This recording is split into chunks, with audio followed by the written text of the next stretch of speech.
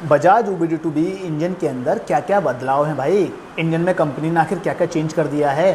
सिर्फ खाली हेड में 4 ही बाल चेंज किए हैं या और भी कुछ चेंज कर दिया है।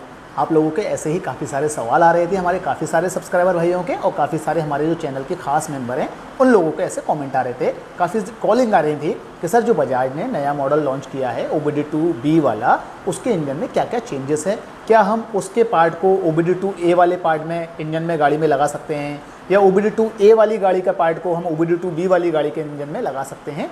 तो वही दोस्तों आज की इस वीडियो के अंदर आपको सारी इन्फॉर्मेशन मिलने वाली है। तो दोस्तों मैं हूं इमरान अहमद मनोरम ऑटो जागरा से, और दोस्तों आप सभी का स्वागत है अपने YouTube channel Imran auto take में।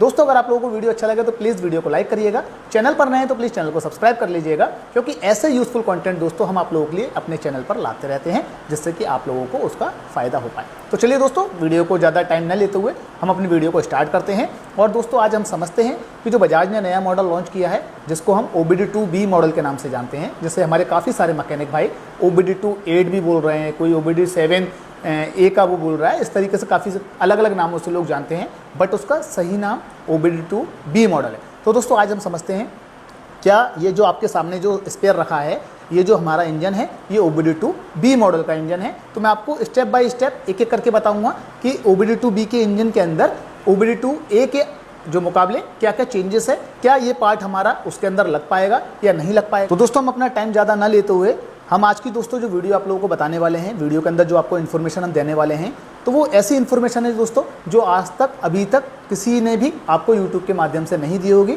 मैं गारंटी लेता हूं दोस्तों, पूरे YouTube चैनल पर आप देख लीजिएगा, कहीं पर भी जाके ऐसी इन्फॉर्मेशन आपको किसी ने नहीं बताई होगी, ना किसी ने आपको शेयर की होगी। ये पहला वीडियो है दोस्तों जो आप लोगों को YouTube पर मिलने वाला है, और इसके अंदर दोस्तों मैं आपको बीच बीच में ऐसी ऐसी टिप्स दूंगा जिससे कि आप लोगों को काफ़ी हेल्प मिलेगी। हमारे ड्राइवर भाई को भी उससे काफ़ी फायदा होने वाला है, और हमारे जो मैकेनिक भाई हैं उनको भी काफ़ी फायदा होने वाला है, जो कि आपने वीडियो देखने से पहले शायद सोचा भी नहीं होगा। वो आपको इन्फॉर्मेशन इसके अंदर मिलने वाली है, जिससे आपकी काफ़ी हेल्प होने वाली है। सबसे पहले दोस्तों अगर मैं स्टार्टिंग करता हूं, ये जो आप मेरे पास देख रहे हैं, थोड़ा सा पास ले आइए जिससे हमारी ऑडियंस को बिल्कुल क्लियर समझ में आना चाहिए।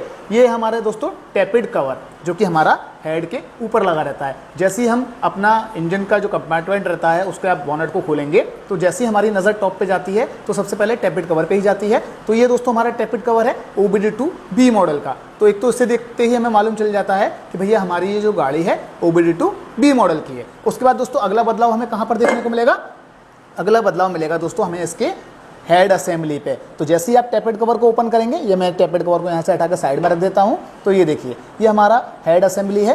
हेड असेंबली में देखिए यहाँ पर आपको 4 रॉकर आर्म देखने को मिलने वाले हैं, 1 2 3 एंड 4। और ऐसे ही दोस्तों यहाँ पर आपको हेड में 4 वाल्व देखने को मिलने वाले हैं, 1 2 3 4। और यहाँ पर दोस्तों जो स्पार्क प्लग रहेगा वो बिल्कुल सेंट्रलाइज किया है कंपनी ने, जिससे कि जो फ्यूल है वो पूरा अच्छी तरीके से जल पाए और हमारे कस्टमर भाई को एक बेहतर माइलेज और फ्यूल एफिशिएंसी अच्छी मिल पाए, गाड़ी का पिकअप अच्छे से मिल पाए। उसके बाद दोस्तों अगर मैं बात करता हूँ इसकी, यहाँ पर देखिए ये हमारा कैमशाफ्ट फिट रहता है। यहाँ पर जो स्टेपर प्लेट है वो भी देखिए यहाँ पर चेंज है। OBD2A के अंदर जो स्टेपर प्लेट आती थी वो सिंगल माउंटिंग पे आती थी, यहाँ पर आप देख पा रहे हैं 2 बोल्ट की माउंटिंग यहाँ पर दी हुई है। तो इस तरीके से दोस्तों हमारा ये हेड असेंबली OBD2B मॉडल का है, जो कि OBD2A मॉडल में नहीं लगेगा। चलिए इसे भी हम अब साइड में रख लेते हैं। अब चलते हैं हम अगले पार्ट की तरफ। तो देखिए दोस्तों यहाँ पर हमारा ये है सिलेंडर ब्लॉक किट है ना। यहाँ पर इंजन टेम्परेचर सेंसर हमारा लगा है, जो कि OBD2A मॉडल वाला ही है जैसा पुरानी गाड़ी में आता था। यहाँ पर हमारा चेन एडजस्टर लगा है, जैसे चेन टेंशनर बोला जाता है, ये भी हमारा सेम है, इसके अंदर भी कोई बदलाव नहीं किया गया है। लेकिन यहाँ पर देखिए इंपॉर्टेंट चीज़, कंपनी ने इसका जो पिस्टन है, यहाँ पर पिस्टन के अंदर आपको चेंजेस देखने को मिलने वाला है। यहाँ पर देखेंगे अगर आप, ये 4 स्लॉट दिए हुए हैं जहाँ पर हमारे वाल्व आते हैं, वाल्व की लोकेशन आती है। तो इस तरीके से आपको इसका OBD2B का पिस्टन भी चेंज देखने को मिलने वाला है। OBD2A का जो पिस्टन रहता था वो पूरा प्लेन होता था, वो फिट पिस्टन हमें इसके अंदर नहीं फिट करना है, और इसका पिस्टन हमें उसमें नहीं फिट करना है, ध्यान दीजिएगा। तो ये हमारा सिलेंडर ब्लॉक के बारे में आपको समझ में आ गया क्लियर। चलिए उसके बाद हम बात करते हैं हमारा क्लच असेंबली की। मैं बात कर लेता हूँ। चलिए सबसे पहले ये जो मेरी क्लच असेंबली है, अगर आप थोड़ा बारीक से दिखाइए, पास से दिखाइए भाई हमारी ऑडियंस को, बिल्कुल यहाँ पर ये देखिए। पहले जब आप इस क्लच असेंबली को आपको निकालना होता था तो क्या करते थे आप, सिंपली आप इन बोल्टों को खोलते थे। ये मैं बोल्ट खोलने के बाद यहाँ पर आप देखेंगे तो उसकी जो प्लेट है होल्डर ये मोटर कर दी है, चेंज कर दी है, तो ये प्लेट होल्डर भी हमारा OBD2A मॉडल वाला इसमें नहीं लगेगा। उसके बाद जब आप 21 नंबर वाला जो नट खोलते थे, जो यहाँ लगा रहता था, तो नट खोलते थे तो हमारा असेंबली बाहर आ जाता था। बट यहाँ पर नट खोलने के बाद दोस्तों आपको इसके अंदर इस तरीके से 2 वॉशर देखने को मिलने वाले हैं। ऐसी इन्फॉर्मेशन आपको किसी ने अभी तक शेयर नहीं की होगी। ये 2 वॉशर आपको मिलेंगे क्लच के नट 21 नंबर वाले के ठीक नीचे की तरफ। जब आप इस असेंबली को दोस्तों बाहर निकालेंगे, बाहर निकालने के बाद ये देखिए यहाँ पर एक चीज़ और आपको नई चीज़ दिखाता हूँ। जैसे ही आप इस क्लच हाउसिंग को अलग करेंगे तो एक वॉशर फिर भैया हमें यहाँ पर देखने को मिलने वाला है, जो कि OBD2A मॉडल की गाड़ी में इंजन में नहीं आता था। क्लियर हो गया कॉन्सेप्ट आपके? एक वॉशर यहाँ आ गया, ठीक है, 2 वॉशर हमारे यहाँ पर आ गए, ठीक है जी। चलिए आगे चलते हैं। ये कॉन्सेप्ट हमारे ऑडियंस को बिल्कुल क्लियर होना चाहिए। उसके बाद दोस्तों जहाँ पर मेरी ये क्लच हाउसिंग यानी कहाँ लगती है मेरी क्लच शाफ्ट, ये लगती है मेरी क्लच शाफ्ट के ऊपर। क्लच शाफ्ट पे आती थी, तो क्लच शाफ्ट पे जब हम इसे लगाएंगे तो यहाँ पर देखिए इस तरीके का एक, सॉरी इस साइड से आएगा, इस तरीके का हमारा यहाँ पर वॉशर आएगा ये, और वॉशर आने के बाद एक इसके ऊपर स्पेसर आएगा। वो मैं स्पेसर भी आप लोगों को दिखा देता हूँ। तो ये देखिए ये वॉशर आ गया हमारा, वॉशर भी इसका चेंज है। पुरानी वाली गाड़ी के अंदर ऐसा वॉशर नहीं आता था इतना मोटा। ये वॉशर यहाँ पर हम फिट कर देंगे। उसके बाद ये हमारा बुश जैसे पहले लगता था, बुश इसी तरीके का है हमारा, ये बुश आ जाएगा। बुश आने के बाद आपने क्लच हाउसिंग फिट कर दी। क्लच हाउसिंग फिट करने के बाद हमें क्या करना है, ये वॉशर का ध्यान रखना है, ये वॉशर फिट करना है। उसके बाद हमें ये असेंबली इसके साथ में फिट कर देनी है। तो ये हो गई आपकी क्लच की बात। क्लच की शाफ्ट भी इस गाड़ी की चेंज है OBD2B मॉडल की। उसके बाद दोस्तों एक इंपॉर्टेंट चीज़, चलिए और चलते हैं। क्या इंपॉर्टेंट चीज़ है? वो इंपॉर्टेंट चीज़ है यहाँ पर ये देखिए गेयर डी। जो पुराने मॉडल की जो गाड़ी आती थी वहाँ पर गेयर डी पे सिर्फ एक स्विच होता था जिसे हम बोलते थे न्यूट्रल स्विच। ये न्यूट्रल स्विच जिसका कपलर हमेशा ग्रीन कलर का रहता था। बट यहाँ पर आप सोच रहे होंगे कि गेयर डी पर एक स्विच ये और है, ये तो व्हाइट कलर का कपलर है, ये किस चीज़ का कपलर है भाई, ये क्या बला दे दी कंपनी ने इसके अंदर? तो ये है दोस्तों हमारा रिवर्स स्विच। यानी जब हम गाड़ी के अंदर अपना रिवर्स गियर ऑपरेट करते हैं तो जैसे ही गाड़ी मेरी रिवर्स गियर में जाएगी तो ये स्विच के माध्यम से मेरी जो पीछे टेल लैंप पे रिवर्स का इंडिकेशन रहता है वो वहाँ पे शो करने लगता है। तो इसे बोला जाता है रिवर्स लीवर का हमारा स्विच, ठीक है जी। उसके बाद यहाँ पर जो आपको गेयर डी है ये पूरी चेंज देखने को मिलने वाली है OBD2B मॉडल की, ठीक है जी। यहाँ पर इसका जो लीवर है हमारा सिलेक्टर बोलते हैं, ये भी आपको पूरा चेंज देखने को मिलने वाला है। ये हमारा आ गया जहाँ पर हमारी गियर की वायर आती हैं, दोनों वायर फिट होती हैं, ये इस तरीके का आपको कुछ देखने को मिलने वाला है। थोड़ा देख लीजिए पास से, ठीक है जी। चलिए आगे चलते हैं।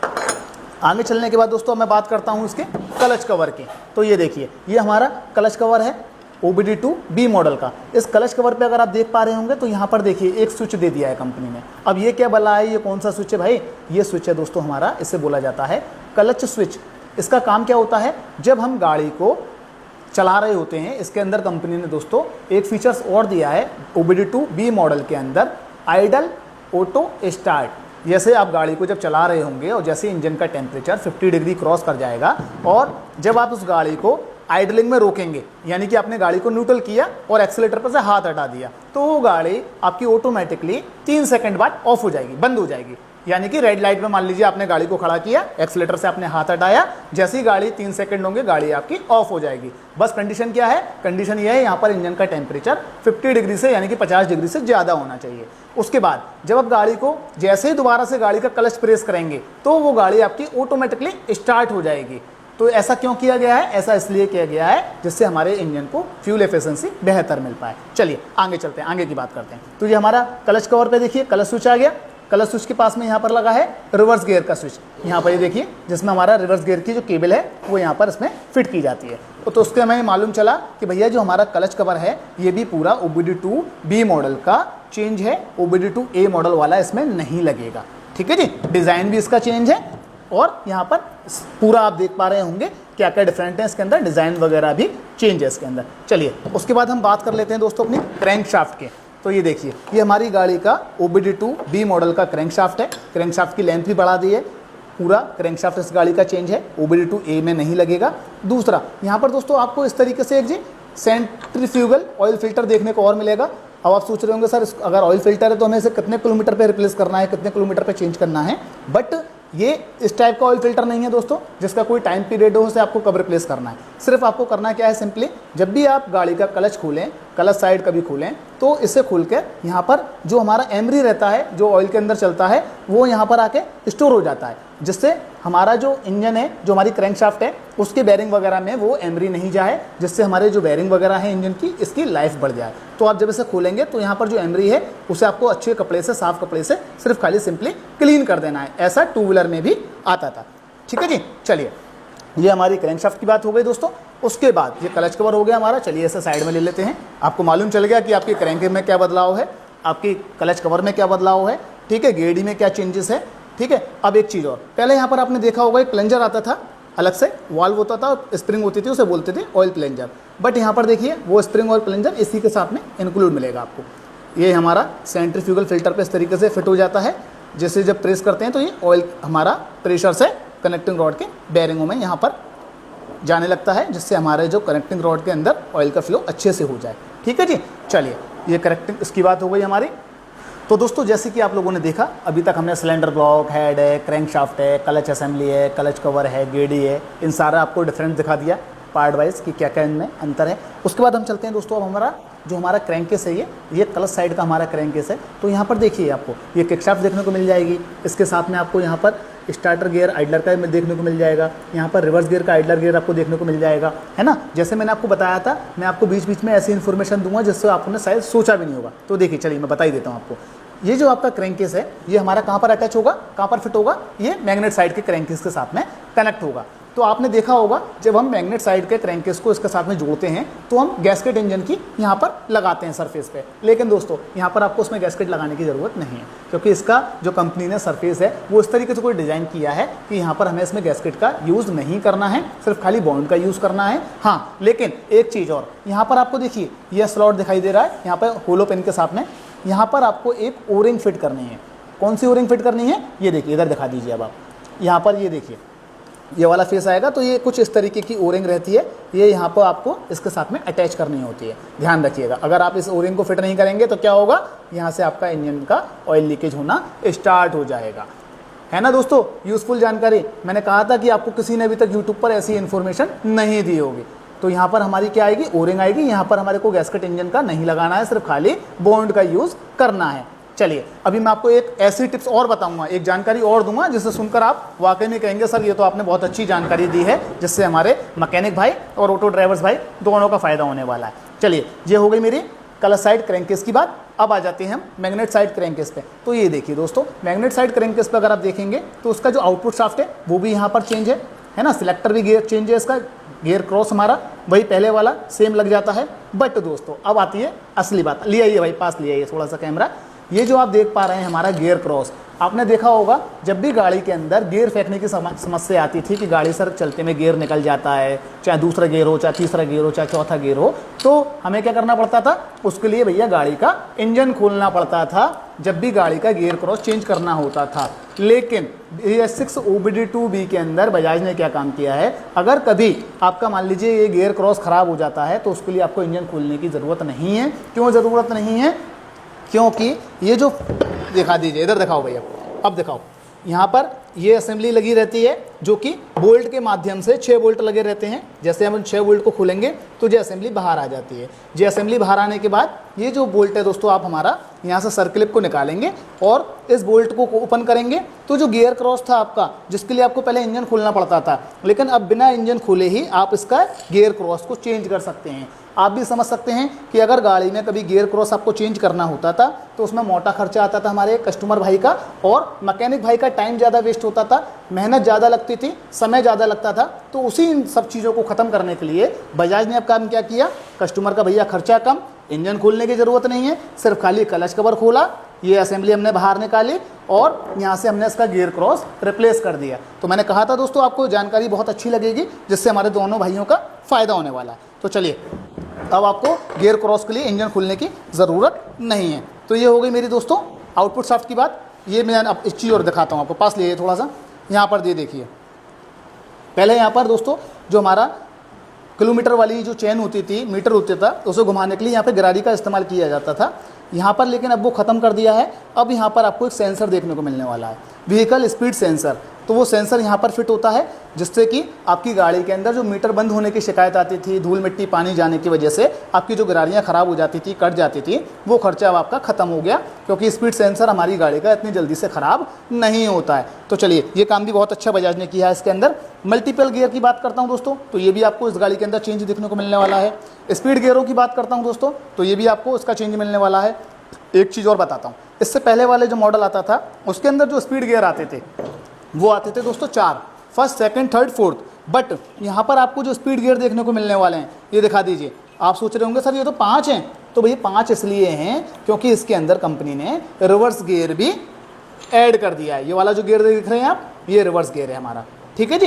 ये हमारा फर्स्ट गियर है, तो फर्स्ट गियर, रिवर्स, ठीक है जी, सेकंड, थर्ड और फोर्थ। तो इस तरीके से आपको स्पीड गियर इसके देखने को मिलने वाले हैं, ये भी इसके चेंज है। चलिए अब बात करते हैं इसके हम ऑयल कूलर की। ये देखिए, ये वाला पाइप यहाँ पर इसमें ऐड ऑन किया गया है। एक ऑयल कूलर का पाइप यहाँ पर फिट हो जाता है हमारा ऑयल कूलर के साथ में, और यहाँ से इस तरीके से इंजन में चला जाता है। तो इस गाड़ी का ऑयल कूलर भी आपको चेंज देखने को मिलने वाला है। जब भी ध्यान रखिए, गाड़ी सर्विसिंग वगैरह पे आपके पास आती है तो अच्छी तरीके से ऑयल कूलर के पाइपों को चेक करें, कनेक्टर को चेक करें, प्रॉपर सही से फिट हैं या नहीं है, कहीं से लीकेज तो नहीं हो रहा है। चलिए उसके बाद ये देखिए, आपको यहाँ पर इस गाड़ी के अंदर जो उसका स्टार्टर प्लेट है वो भी आपको दोस्तों चेंज देखने को मिलने वाला है। OBD2B के अंदर बड़ा स्टार्टर प्लेट कर दिया है। स्टार्टर मोटर नहीं देखने को मिलेगी आपको उसके अंदर, है ना, क्योंकि इसके अंदर ISG का इस्तेमाल किया गया है, जिसे बोला जाता है इंटीग्रेटेड स्टार्टर जनरेटर। ये देखिए, ये इस गाड़ी का रोटर है, कुछ इस तरीके से आपको देखने को मिल जाएगा। अगर मैं आपको इस गाड़ी का ऑयल कूलर दिखाता हूँ तो ये देखिए, ये कुछ इस गाड़ी का ऑयल कूलर आपको इस तरीके से देखने को मिलने वाला है। तो भैया ऑयल कूलर भी इसका चेंज है। तो आप बताइएगा दोस्तों मेरे को कमेंट करके वीडियो में कि आपको वीडियो कैसा लगा, वीडियो में मज़ा आया या नहीं आया, वीडियो के अंदर कुछ सीखने को मिला या नहीं मिला। कमेंट करके दोस्तों ज़रूर बताइएगा। और मैं सभी लोगों का बड़े तहे दिल से शुक्रिया करता हूँ, धन्यवाद देता हूँ। आप लोगों के जो कमेंट में पढ़ता हूँ तो बड़ा अच्छा लगता है, क्योंकि सारे जब से मैंने वीडियो बनाना स्टार्ट किया है, जब से मैंने यूट्यूब चैनल की अपनी जर्नी स्टार्ट की है, आज तक कभी मेरे पास सिंगल कमेंट भी नेगेटिव नहीं आया। ये अपने आप में आप सब लोगों का प्यार दर्शाता है कि आप सब लोग अपने चैनल को कितना प्यार देते हैं। और मैं इसके लिए सभी लोगों का बड़े दिल से थैंक यू देना चाहूँगा, धन्यवाद बोलना चाहूँगा। और ऐसे ही अपना प्यार बनाए रखें अपने चैनल पर। अपने ज़्यादा से ज़्यादा दोस्तों वीडियो को शेयर कीजिए, जिससे और लोगों के पास ऐसी अच्छी इन्फॉर्मेशन पहुंच पाए। क्योंकि जब मैं आप लोगों के कमेंट पढ़ता हूँ कि सर हम मैकेनिक थे लेकिन काम नहीं जानते थे, आपकी वीडियो देख देख कर आज 50% से ज़्यादा काम कर लेते हैं, ऑटो ड्राइवर्स थे तो सर हम आधे से ज़्यादा आज मैकेनिक बन गए, तो मुझे पढ़कर बड़ा अच्छा लगता है कि चलो मैं कुछ हेल्प का काम ऐसा कर पा रहा हूँ। तो चलिए दोस्तों, वीडियो को ज़्यादा से ज़्यादा शेयर कीजिएगा, वीडियो को लाइक कर दीजिएगा, चैनल पर नए तो प्लीज़ सब्सक्राइब कीजिएगा और अपने ज़्यादा सर्कल में भेजिए और चैनल को ज़्यादा से ज़्यादा सब्सक्राइब कराइए। इंस्टाग्राम पे, फेसबुक पे दोस्तों फॉलो कीजिए हमें। मिलेंगे दोस्तों अगली यूजफुल वीडियो में, जब तक के लिए अपना ध्यान रखिए। Good bye.